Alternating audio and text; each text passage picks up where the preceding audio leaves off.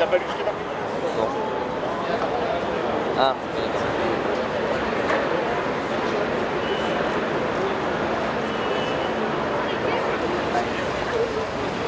Si tu peux choper ma question, c'est bien.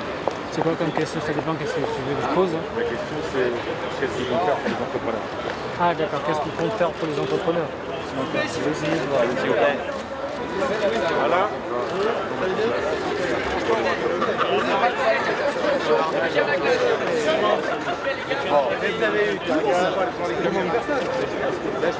Pardon, parce qu'on a rendez-vous des heures de travail. Bienvenue aussi. Merci. On va faire un tour Nantes. Ouais, d'accord. Je suis pas derrière avec ça.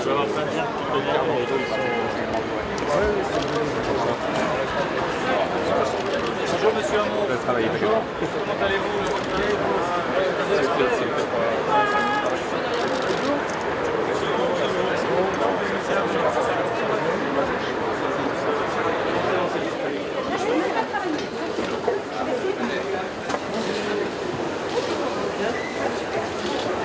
On va tout droit. Start-up. Allez, start-up. Francis. Déjà passé là. Je m'en occupe bien. Ça marche. Tiens, bien. Mets-toi un peu là si tu veux bosser. Attention, stop. Bonjour. Bonjour. J'ai une idée à vous donner pour l'entrepreneuriat et c'est bien que vous soyez venus. L'invitation de Xavier de l'équipe. On va voir la dame là. La dame va. Oui, oui, oui. Et la deuxième chose, en même temps, le bonjour d'Alice Lecourt qui est mon Mais oui, adjointe. elle vient de m'envoyer un texto. Elle est mon adjointe dans le groupe ESC, elle m'a dit que je lui transmets mes amitiés et mon bonjour. Donc voilà, d'accord. On a des amis communs. Et puis vous êtes le parrain de Roméo, ça me semble bien savoir. On en parle souvent. Donc voilà les quelques idées que je Tu vois, mes lunettes, je les ai laissées en dessous. je sais pas si ça va fonctionner.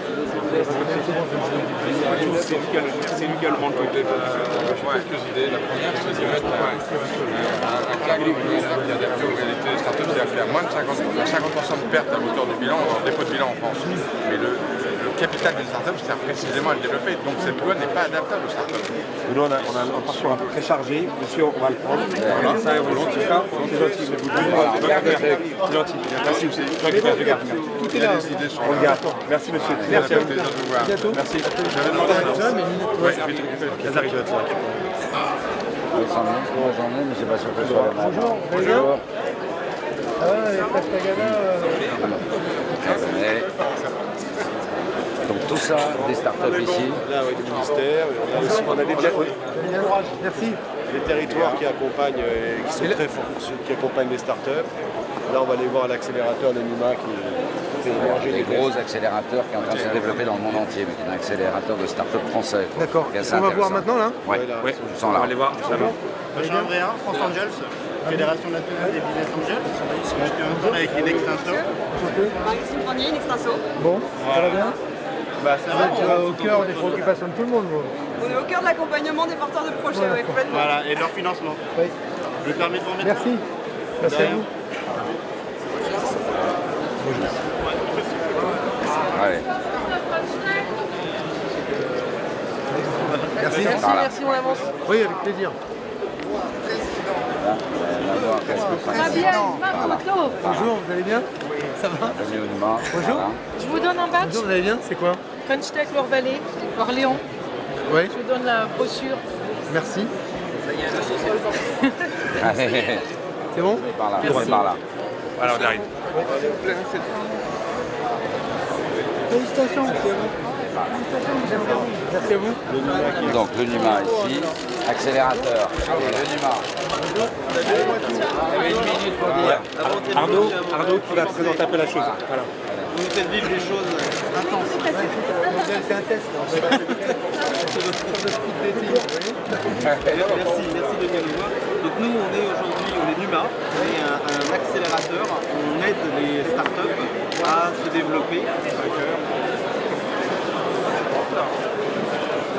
va faire un petit temps, on va faire une partie, on va la route, on va faire la main. Après, le petit temps, on va se laisser les aider.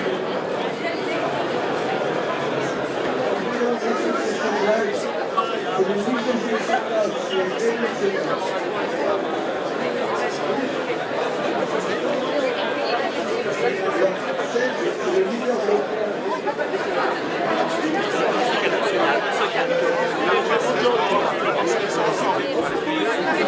Attention, les amis, attention.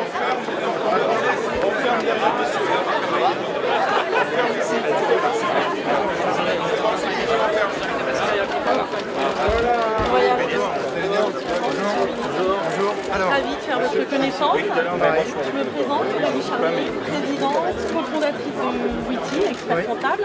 Pascal Lorrain, cofondateur, expert comptable. Rachid Gray, cofondateur, consultant. Non, consultant. Un consultant. Voilà. Et Philippe Pradal, qui n'est pas loin, qui lui est avocat. Donc Witty, c'est une solution 100% digitale à destination des entrepreneurs qui regroupe plusieurs expertises. L'expertise comptable, le droit, la stratégie. Voilà. Et c'est une offre qui permet d'accompagner les entrepreneurs dans toutes ces problématiques. Et la vie Moi aussi, je suis avec monsieur. Mais sauf que moi, c'est vrai. Vous êtes gentil, je vous fais une place. Voilà. Et monsieur est blessé, là. Monsieur qui est d'accord. Là. Là. Allez, pardon.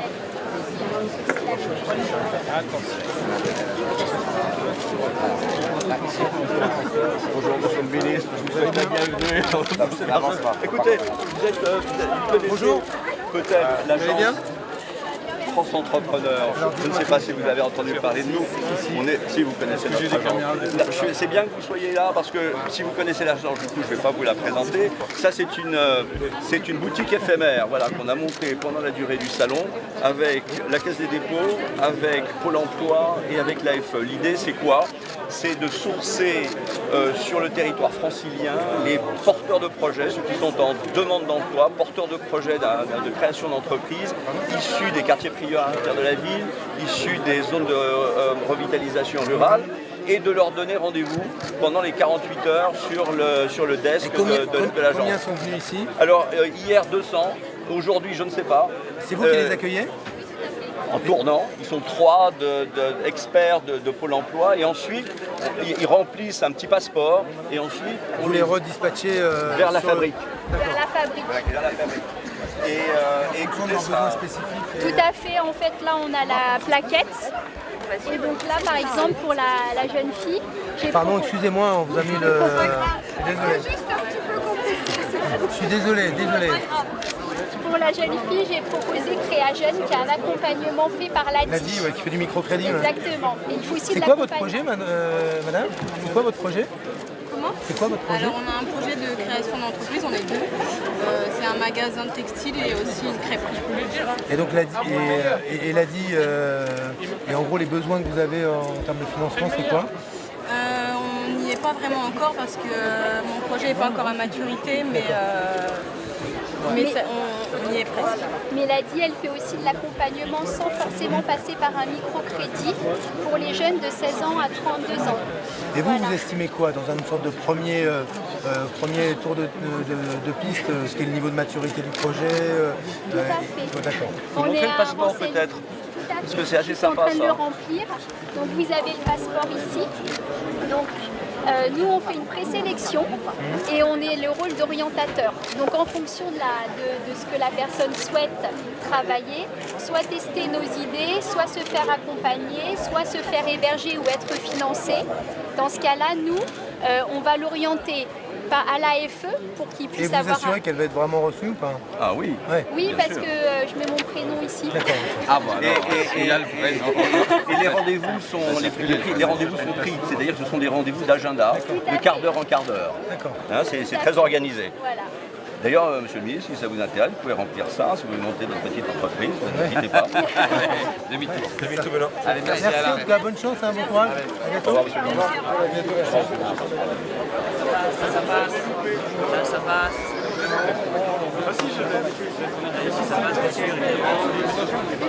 C'était Petit Bain, une île dans la mer.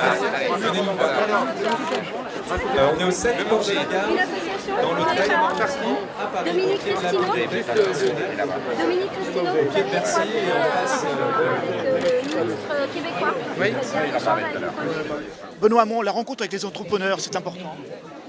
Oui, mais c'est surtout qu'on voit la diversité des situations.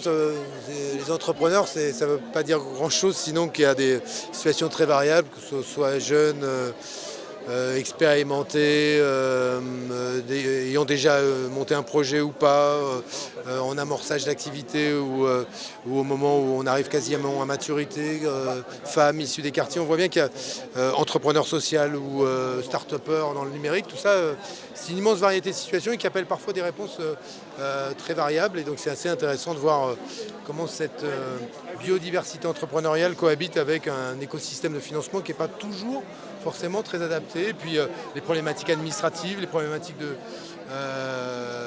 fiscales, qui sont des sujets importants que relaient souvent les entrepreneurs. France Active a soutenu 300 entreprises de la loi Hamon. Voilà. Et je vous offre, monsieur le candidat, ceci, et ça c'est pour vos 2 filles. Merci, mon cher Christian. Voilà. C'est un des premiers soutiens du Salon des entrepreneurs. Ça va? T'as beaucoup de monde là? Oui, ça marche. Il y a une nouvelle génération qui se lève là. Bon. Vraiment. Et le salon est formidable. Il était là le premier. Bon courage. Merci, allez, on y va. Il est par là, il est là, tout à l'heure. Vous allez bien? Très bien. Merci Cécile. Bonjour. Ça va bien? Oui, Alors, je remplace Ali. Jérôme qui le malheureusement est malade. Bon, Et alors. du coup, on va malade absolument juste quand même prendre une photo. Alors, Anna Fondel, la directrice programme, Chloé, grâce à qui tout existe ici, ça s'est passé sur le comment? salon. Ça s'est passé comment? Ça s'est passé très bien. Bonjour, vous allez bien? 3000 personnes comme les années précédentes. Toujours un intérêt très fort pour l'entrepreneuriat social. Énormément de gens qui... C'est une entreprise de séduction, de conviction. La gauche a besoin, le candidat de gauche a besoin de montrer des gages. Non, c'est pas un problème de donner des gages. D'abord des entreprises, il y en a plein. Heureusement, beaucoup sont en bonne santé, d'autres moins. Il faut se préoccuper dans l'entreprise de tous les acteurs. Ça va de ceux qui investissent en capital, de ceux qui travaillent et travaillent et en tirent un salaire, de ceux qui cherchent, des ingénieurs. Bref, c'est une communauté, une entreprise. Et moi, je ne m'intéresse pas seulement aux créateurs, mais à toute cette communauté-là. Cela étant dit, ici, c'est le salon des entrepreneurs.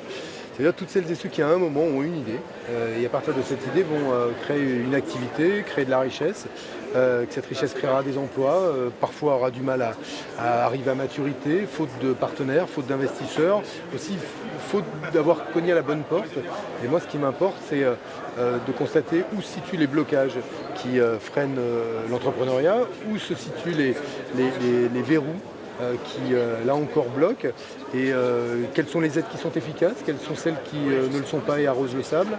Et voilà, c'est intéressant d'avoir des échanges, ils sont toujours très francs parce qu'avec on est face à des femmes et des hommes d'action et qui sont sous tension parce que quand on est au moment où on crée une entreprise, on ne sait pas si elle va aller au bout, c'est le moment où parfois on fait des sacrifices considérables dans sa vie personnelle pour mener une idée à son terme et un projet à son terme.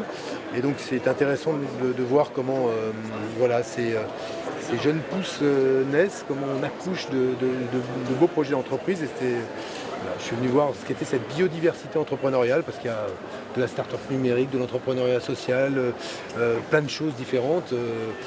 Des fois on parle de manière générique de l'entreprise, mais en réalité ça recouvre une réalité si diverse que c'est intéressant de voir tout cela ici. Ils parlent tous baisse de charges, baisse de cotisation, baisse de charges. Il y en a eu déjà beaucoup. Moi, je pense qu'il faut les cibler, là où il y en a le plus besoin, les concentrer, mais et là où certaines ne se justifient pas, ne plus les mettre en œuvre. C'est la raison pour laquelle moi, les dispositifs généralistes qui considèrent qu'une PME qui se monte doit bénéficier du même niveau de baisse de cotisation sociale qu'une grande entreprise de la pharmacie, par exemple, ou une grande banque, je pense que ça n'a pas de sens. Et je pense qu'il faut concentrer les aides là où les besoins se font sentir, et ce que j'ai dit tout à l'heure, ne pas arroser le sable, parce que c'est de l'argent public et que l'argent public doit être bien utilisé et être placé là où on en a le plus besoin. Voilà. Vous aimez l'entreprise? Je vous ai dit, dire j'aime l'entreprise, c'est comme dire j'aime les poissons, mais les poissons, il y a des sardines et des requins. Donc moi je m'intéresse évidemment aux entreprises qui sont des entreprises qui créent de la richesse, sont bienveillantes, se préoccupent aussi de l'impact de la production de richesse sur l'environnement. Bref, je m'intéresse à ça de manière laïque. Voilà. Je suis pas, et ici, il y a plein d'initiatives que je trouve formidables. Il y a de l'innovation, il y a c'est la France. Beaucoup de gens qui rendent le futur de la France désirable ici, et c'est ce futur désirable que je souhaite partager avec ceux qui sont entrepreneurs, mais aussi ceux qui ne sont pas entrepreneurs et ont parfaitement le droit de se réaliser, de s'épanouir en dehors de l'entreprise. Est-ce qu'il y avait un malentendu avec le président Hollande ce matin? Non, mais là encore vous généralisez. Vous voyez, s'il y avait un malentendu, l'accueil aurait été mauvais. L'a-t-il été? Il est calé ce qu'a fait avec Mélenchon? Vous verrez. Est-ce que vous avez vu avec le président Hollande, Un coup d'État institutionnel, monsieur Hamon. François Fillon vous accuse de voler la présidentielle. Non, pas à moi. À la gauche. Écoutez, je pense que moi, je laisse ces déclarations à François Fillon. Moi, je me consacre à penser justement le futur et à voir de quelle manière les responsables politiques peuvent être utiles à leurs compatriotes en ne leur proposant pas une vision sinistre de l'avenir, mais une vision positive. Voilà. Est-ce que vous avez redit ce matin au président Hollande que le bilan que vous jugez catastrophique, vous alliez quand même le défendre? En fait, ce qui est bien avec vous, c'est que vous n'êtes jamais dans la caricature. Un poil... Vous l'aviez dit un petit peu quand même. Non. Si vous écoutez ce que je dis, vous verrez que je n'ai jamais dit ça. J'ai dit que tout le monde connaît mes désaccords. Mais moi, je me tourne vers l'avenir. Le sujet, il n'est plus de savoir aujourd'hui si le bilan est bon ou mauvais. Il y en a qui pensent qu'il est bon, d'autres moins bon, d'autres contrastés. Moi, je me tourne vers l'avenir. J'ai mes convictions sur le sujet et le président de la République les connaît, ces convictions. Vous risquez pas de vous